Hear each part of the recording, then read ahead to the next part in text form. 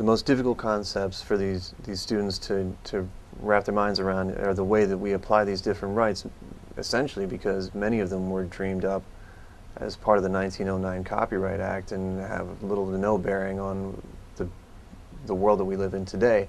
We talk about mechanical rights, which were designed for player piano rolls, and were only conceived because the government at that point in time didn't recognize the dots that were cut into a piece of player piano roll as music, and therefore said that it wasn't copyrightable and that there was no royalty attributable to the sale of the player piano roll.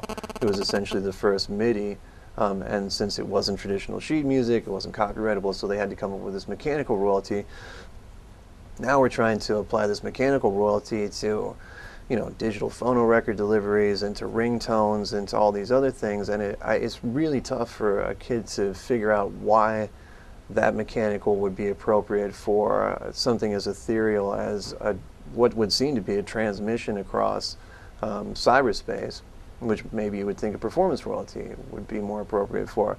So it's taking all these arcane, you know, ancient concepts and trying to apply them to the modern world, and the fact that it constantly changes, that, you know, we're completely in a state of flux. Even at this point, we don't know what the mechanical royalty rate is going to be for next year. So when I teach them about ringtones, there's a huge hole in the lesson because we don't know exactly what the breakdown is going to be as far as the way the royalties are shared next year, because we have no idea what the mechanical royalty rate is going to be. Is it going to be, are we going to wind up with 10% going to the publishers, or is the mechanical royalty rate going to be significantly higher, so that becomes a non-issue as far as our negotiations are concerned? And I'm confusing myself even now as I'm talking to you about it. But to break down the basic rights that are listed out in copyright law, and then to extrapolate from those rights to how we turn those rights into money, is, I think, really the most difficult thing for these kids to grasp.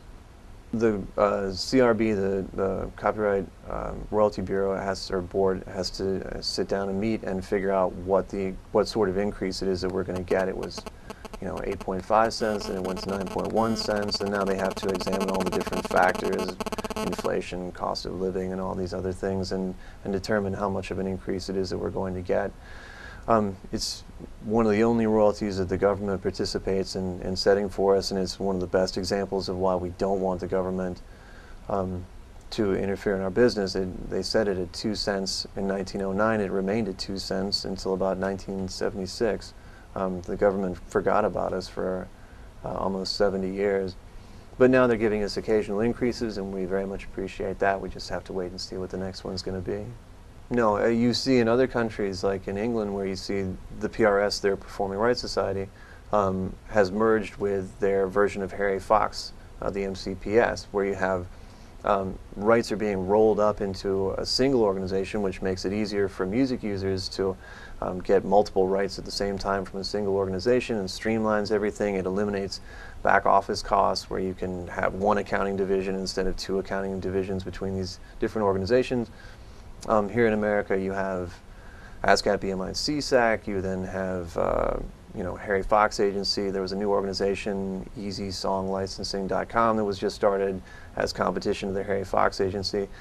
And it's unfortunate because I think writers often think that competition is good for us because they see the extra services and that they get with the showcases and all that other sort of thing.